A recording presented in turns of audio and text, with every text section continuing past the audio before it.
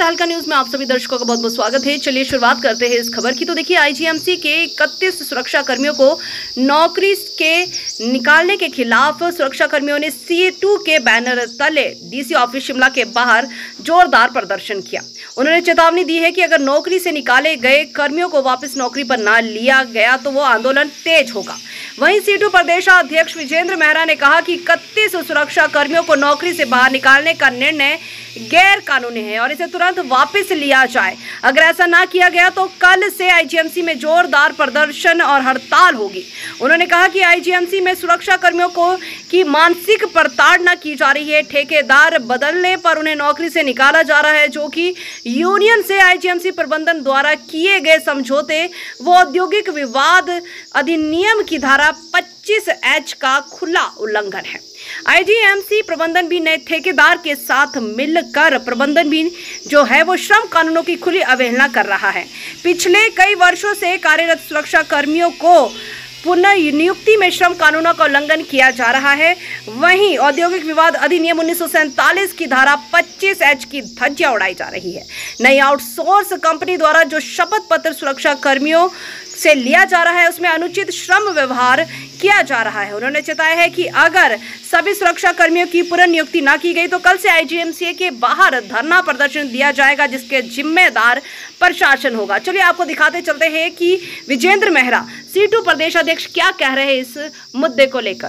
के तत्वाधान में जो है आज का प्रदर्शन किया जा रहा है। आपको मालूम है पिछले 3 दिनों से लगातार आंदोलन चल रहा है आईजीएमसी के अंदर। पिछले 14 वर्षों से जो सुरक्षा कर्मचारी काम कर रहे हैं, पूरी लगन से, मेहनत से, कर्मठता से, जिन्होंने दिन रात काम किया, कोविड वॉरियर ये रहे, जिस वक्त में कोई जो है सड़कों पर नहीं निकलता था, जिस वक्त मरीजों के पास कोई नहीं जाता था, ये वो लोग थे जिन्होंने एक्चुअली कोरोना योद्धा के रूप में काम किया, अपनी सेवाएं दी।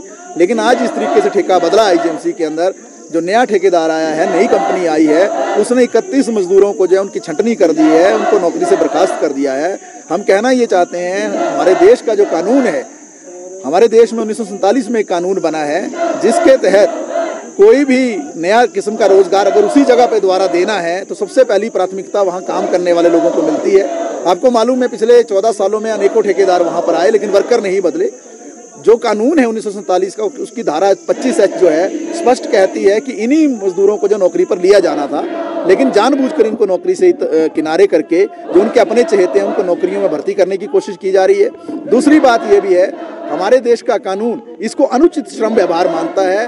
उसी कानून की धारा 25U और 5वां शेड्यूल कहता है कि अगर इस तरीके का कोई भी काम होगा वो अनुचित अनफेयर लेबर प्रैक्टिस होगा, जो कानून के खिलाफ होगा।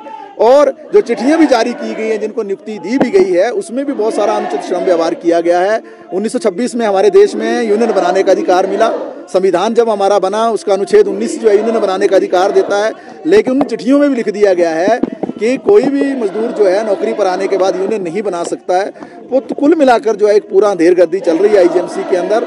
और जो ये वर्क जिनको निकाला गया है, ये प्रोटेक्टेड वर्कमैन के दायरे में आते हैं। कानून में इस बात को भी स्पष्ट किया गया है कि जो भी यूनियन के नेता होंगे वो सुरक्षित कर्मचारी घोषित किए गए हैं, उनको नौकरी से नहीं निकाला जा सकता है, क्योंकि वो यूनियन का नेतृत्व करते हैं और उन पर हमला करना आसान होता है कभी भी प्रबंधन के लिए।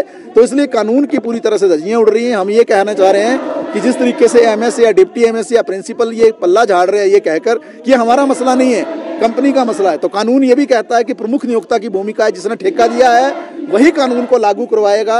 जो 1970 का कानून है ठेका मजदूर अधिनियम, उसकी धारा 5 से लेकर 21 तक जो है तमाम इन बातों का रेखांकित करती है कि श्रम कानूनों की अवहेलना अगर ठेकेदार करता है तो निश्चित तौर से कार्रवाई प्रिंसिपल एम्प्लॉयर पर भी होगी और 6 महीने तक की सजा का प्रावधान भी उसमें है।